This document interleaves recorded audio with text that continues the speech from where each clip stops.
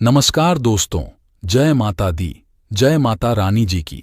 दोस्तों, अगर आप मां दुर्गा से प्यार करते हैं तो सच्चे दिल से कमेंट बॉक्स में लिख देना, जय माता दी। माता रानी आपकी सभी कष्टों को समाप्त करें, आपकी झोली खुशियों से सदैव भरी रहे। स्वागत है आपका हमारे यूट्यूब चैनल ट्रू ज्ञानवर्धक बातें में। दोस्तों, नवरात्रि का महापर्व 9 देवी अर्थात 9 कन्याओं को समर्पित है। कन्या पूजन करने से हमारी समस्त पीड़ा दूर होती है, दुख दर्द दूर होते हैं, हर कष्ट दूर होते हैं, गृह क्लेश हमारे जीवन से हमेशा के लिए दूर हो जाते हैं।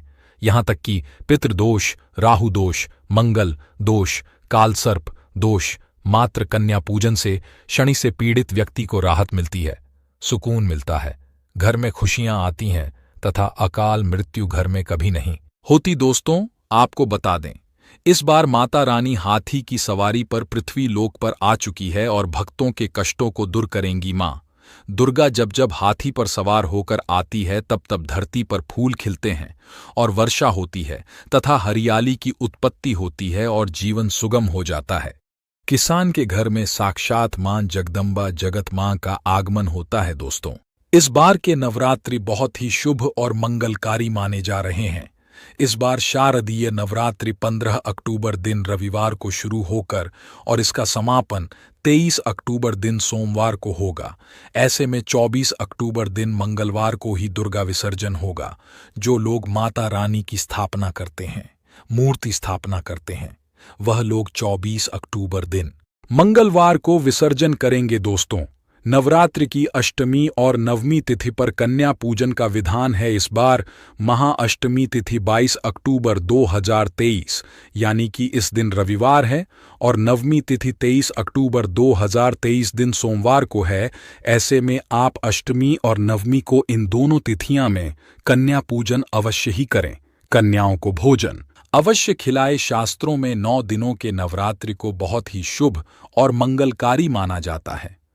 8 दिनों के नवरात्रि को अच्छा नहीं माना जाता। ऐसे में 10 दिनों के नवरात्रि बहुत ही शुभ माने गए हैं।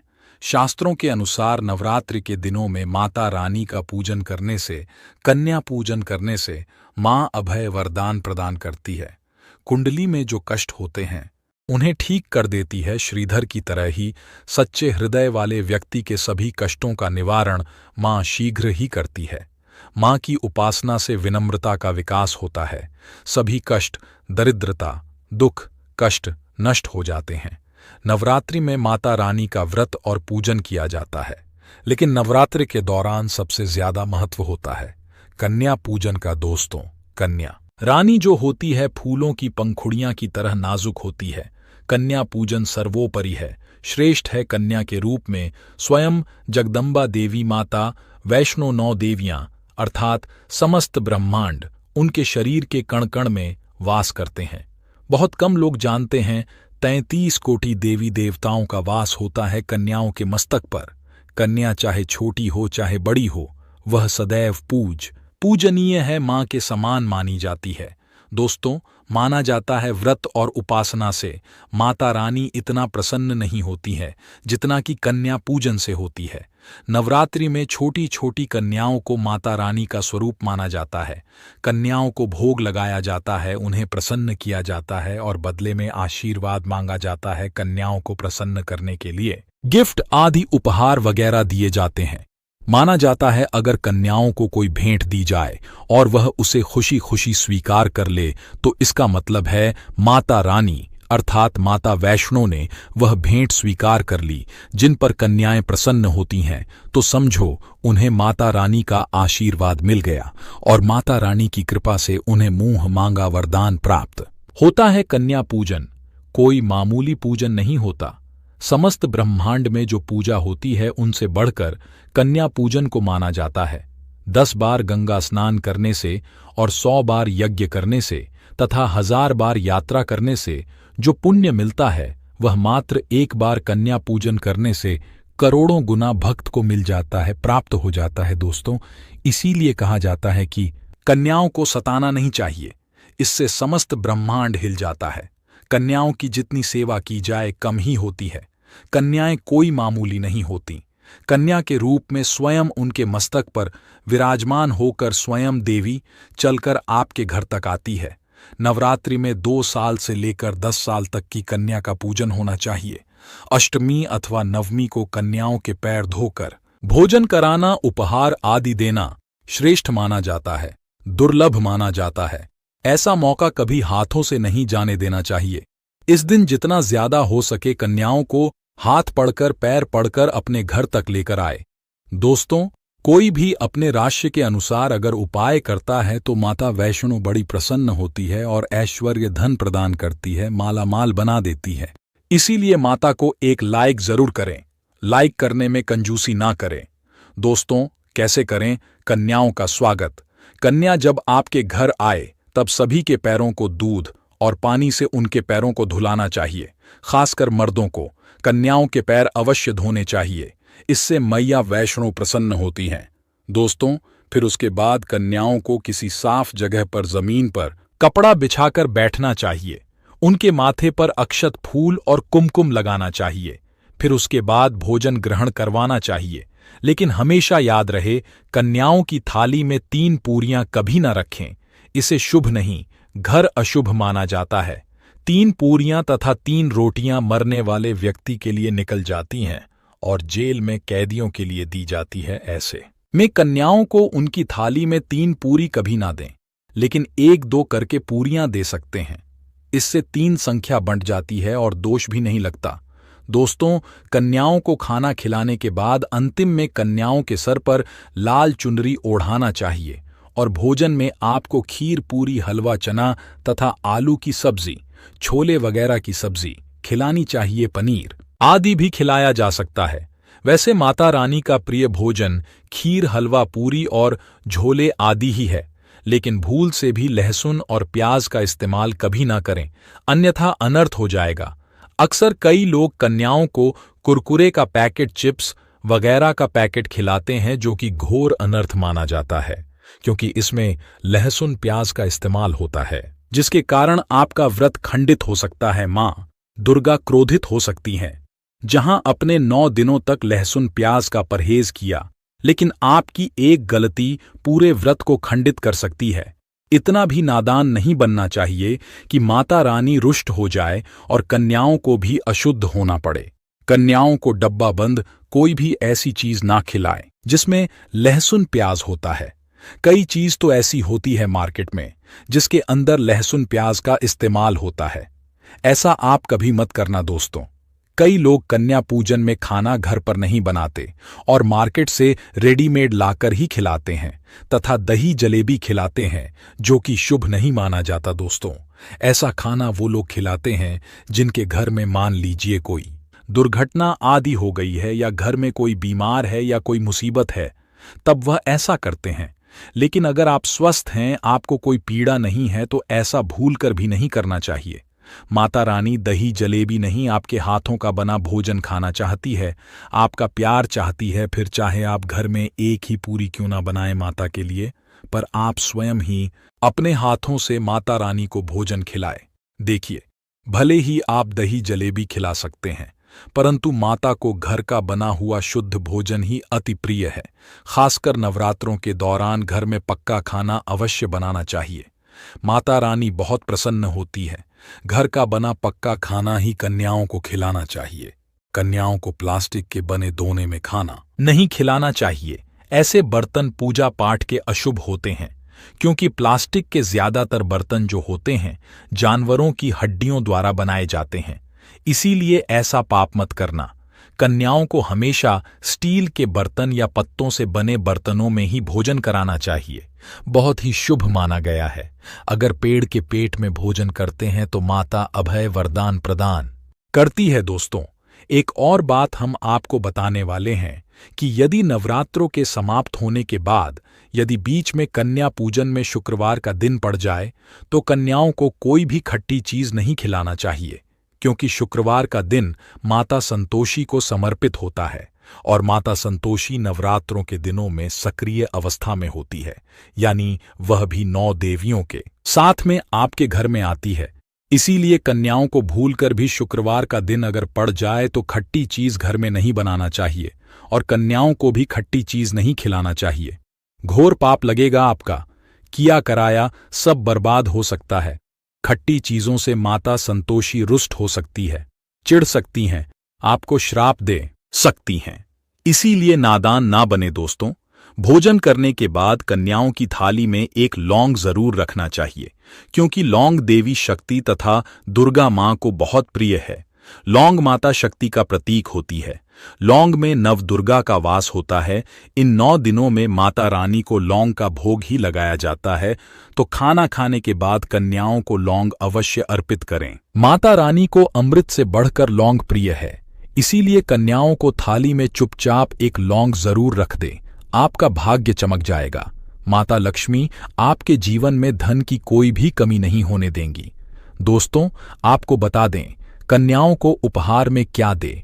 कन्याओं को खुश करने के लिए उनकी थाली में दक्षिणा डालें, ताकि आपके घर में संपन्नता बनी रहे तथा धन की कोई भी कमी ना हो। कन्या जब आपके घर से खुशी खुशी धन लेकर जाती है, तो वह भी आपको खुशी खुशी कई गुना आपको धन प्रदान करती है। इस समय कंजूसी मत करना। खुशी खुशी कन्याओं को कोई सुंदर गिफ्ट दे सकते हैं। शास्त्रों में बताया जाता है कि कन्या जितना खुश होती है, माता रानी उतना ही जल्द फल की प्राप्ति प्रदान करती है। ऐसे में आप कन्याओं को चॉकलेट बॉक्स दे सकते हैं तथा खूबसूरत कपड़े दे सकते हैं। याद रहे, काले कपड़े ना दें और स्टील के बर्तन भी गिफ्ट के तौर पर दे सकते हैं।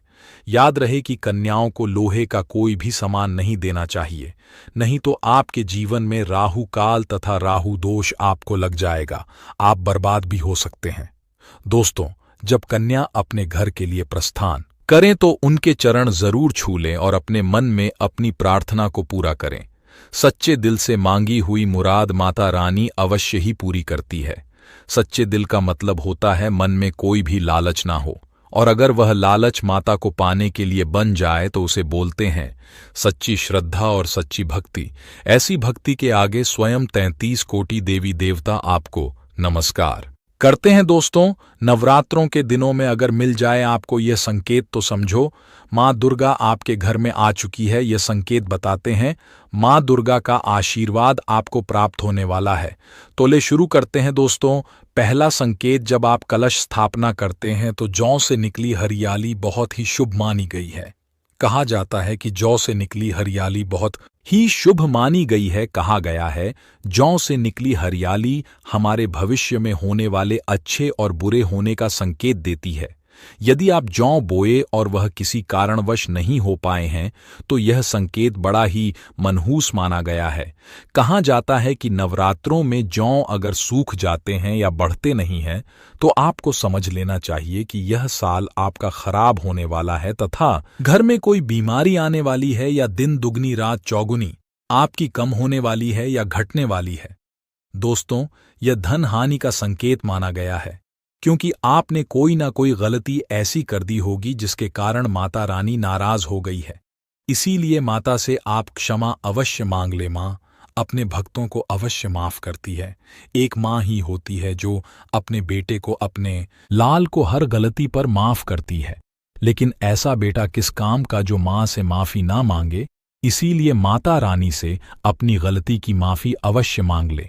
मैया वैष्णो अपने भक्तों को कभी निराश ही नहीं करती, बल्कि उन्हें धन धान्य से और खुशियों से परिपूर्ण बना देती है न। और दोस्तों, यदि जौ हरे भरे हो जाते हैं तो ये शुभ संकेत होता है। इससे आने वाले समय में आपको बहुत ज्यादा ही धन लाभ होगा। माना जाता है कि 1 रुपए का सिक्का या चांदी का कोई भी सिक्का जौ के बीचों बीच में अगर मिट्टी में दबा दिया जाए तो घर में सुख समृद्धि आती है। माता लक्ष्मी दौड़ी दौड़ी चली आती है। जौ के अंदर हमेशा 1 रुपए का सिक्का अवश्य डालना चाहिए। जौ को खाली नहीं रखना चाहिए, उसमें धन वगैरह अवश्य डालना चाहिए। इससे माता का आशीर्वाद सदैव परिवार पर बना रहता है और जीवन में कोई भी संकट नहीं आता। खाली जौ मतलब धन भी खाली, खुशियां भी खाली ही मिलेगी। दोस्तों, नंबर 2, यदि आपकी नींद नवरात्रों के दौरान सुबह 4 बजे के आसपास खुलता है तो इसे बड़ा ही शुभ संकेत माना जाता है, क्योंकि यह समय ब्रह्म मुहूर्त कहलाता है। इस समय देवी शक्ति अपने सच्चे भक्तों को ही जगाती है इस समय उठना, मतलब माता की कृपा प्राप्त करने के बराबर माना गया है। ये संकेत बताते हैं कि माता की सच्ची भक्ति का प्रभाव आपके ऊपर हो चुका है और माता रानी आपको जल्दी ही कोई खुशखबरी देने वाली है। माँ आपकी सच्ची भक्ति से बहुत खुश है। दोस्तों, नंबर 3, यदि नवरात्रि में आपका मन प्रसन्न होने लगे, पूजा पाठ में आपका मन लगने लगे, पूजा करते समय मन का शांत होना, यह दर्शाता है कि आपको बहुत जल्द माँ की कृपा प्राप्त होने वाली है।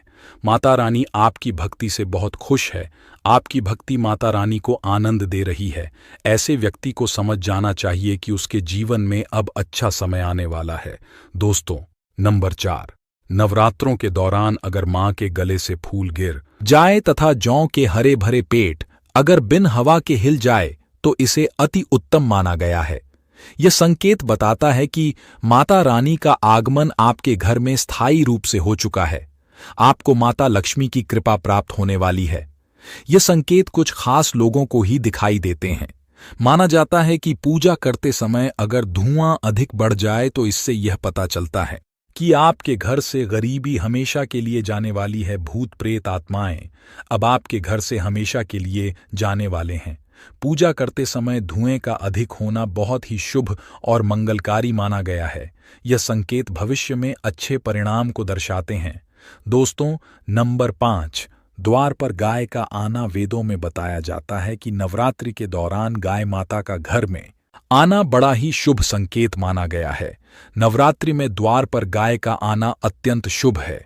यदि आपके भी द्वार पर गाय आती है तो गाय के माथे पर कुमकुम लगाना ना भूले तथा गाय को रोटी जरूर खिलाएं। इससे मां दुर्गा अत्यंत प्रसन्न होंगी और आपकी झोली खुशियों से भर देंगी। द्वार पर गाय का बार बार आना भी जीवन में आने वाले अच्छे संकेतों की ओर इशारा करता है। दोस्तों, नंबर 6, सपने में शेर का दिखाई देना। अगर आपके सपनों में मां दुर्गा दिखाई देती है, अर्थात कोई भी देवी अगर आपके सपनों में दिखाई देती है तो बड़ा ही शुभ माना गया है। नवरात्रों के पावन अवसर पर माता के दर्शन किसी खास भक्तों को ही होते हैं। ये सपने कभी किसी को शेयर मत करना। यदि माता की सवारी तथा शेर रात्रि में सपने में बार बार दिखाई देता है तो मां दुर्गा आपसे प्रसन्न है। ये संकेत बताते हैं कि जल्द ही आपकी कोई मनोकामना अवश्य पूर्ण होगी और आपके शत्रुओं का नाश हो जाएगा। शत्रु आपका नाम से ही थरथर कांपने लगेगा। मां दुर्गा का वाहन शेर है, इसीलिए नवरात्रि में शेर का दिखाई देना अत्यंत शुभ संकेत होता है। दोस्तों, नंबर 7, यदि कोई छोटी कन्या आपको सुबह सुबह लाल वस्त्र धारण किए हुए दिखाई देती है तो अपने साक्षात मां दुर्गा के दर्शन किए हैं। यदि नवरात्रों में सबसे पहले आपके घर में कन्याओं का आगमन हो जाए तो समझो आपको दुनिया की कोई भी शक्ति, ब्रह्मांड की कोई भी शक्ति आपको करोड़पति होने से नहीं रोक सकती। आपके जीवन में, आपके घर में माता लक्ष्मी का आगमन होने वाला है। आप दिन दुगनी रात चौगुनी तरक्की करेंगे। अब आप खुशियां मनाई और मिठाइयां बांटें। ऐसे में कन्याओं को भरपूर तरीके से खुश रखें और उनका आगमन दूध से चरण धुलाकर करें। कोई भी कंजूसी ना करें। दोस्तों, माता रानी आपको यह संकेत दे रही है कि अब आपका बुरा समय समाप्त हो चुका है। अब जीवन में सुख समृद्धि के द्वार खुल जाएंगे। दोस्तों, नंबर 8, घर पर उल्लू का आना। यदि मां लक्ष्मी का वाहन उल्लू नवरात्रि में आपके घर पर आकर बैठ जाए तो यह भी शुभ संकेत है। इसका अर्थ है कि मां लक्ष्मी का आपके घर में प्रवेश हो चुका है और आपकी आर्थिक स्थिति और मजबूत होगी। लेकिन याद रहे, उल्लू नवरात्रि और दीपावली पर आना ही शुभ माना जाता है। दोस्तों, नंबर 9, यदि ब्रह्म मुहूर्त यानी सुबह के 4 बजे के आसपास घटिया की आवाज सुनाई दे जाए या शंकर की आवाज सुनाई दे जाए तथा कोई भजन सुनाई दे जाए तो बड़ा ही शुभ संकेत माना गया है। इससे यह पता चलता है कि माता रानी आपकी भक्ति से बहुत प्रसन्न है और आपके जीवन में सभी नकारात्मकता का नाश होने वाला है तथा माता लक्ष्मी की कृपा आपको प्राप्त होने वाली है। दोस्तों, नवरात्रों के दौरान घर में काली चींटियों का दिखाना, लंबी लंबी लाइन बनाकर मुंह में खाना ले जाते हुए चींटियों को देखना अच्छा संकेत माना गया है और यदि मंदिर में पूजा करते समय कोई छिपकली आदि दिखाई दे जाए या मंदिर के स्थान की ओर छिपकली चली जाए तो बड़ा ही शुभ संकेत माना गया है। इसे यह पता चलता है कि आपको माता लक्ष्मी की कृपा प्राप्त होने वाली है, मां का आशीर्वाद आपको मिलने वाला है। नवरात्रों के दौरान मंदिर में छिपकली का देखना बहुत ही शुभ संकेत माना गया है। आपकी भक्ति का फल आपको शीघ्र ही मिलने वाला है, क्योंकि छिपकली को माता लक्ष्मी का प्रतीक माना गया है। किसी शुभ अवसर पर छिपकली का दिखाना, मांगों की कृपा पाना चाहते हैं। इनमें से आपको कौन सा संकेत मिला है, हमें कमेंट सेक्शन में जरूर बताएं। प्रिय भक्तों, वीडियो दी गई जानकारी अगर आपको अच्छा लगा हो तो वीडियो को लाइक करें, कमेंट करें, चैनल को सब्सक्राइब करें और कमेंट सेक्शन में जय मां लक्ष्मी, जय माता वैष्णो देवी, हर हर महादेव, जय श्री कृष्णा, राधे राधे दोस्तों जरूर लिखिए। इस वीडियो को अन्य भक्तों के साथ शेयर जरूर करें। धन्यवाद।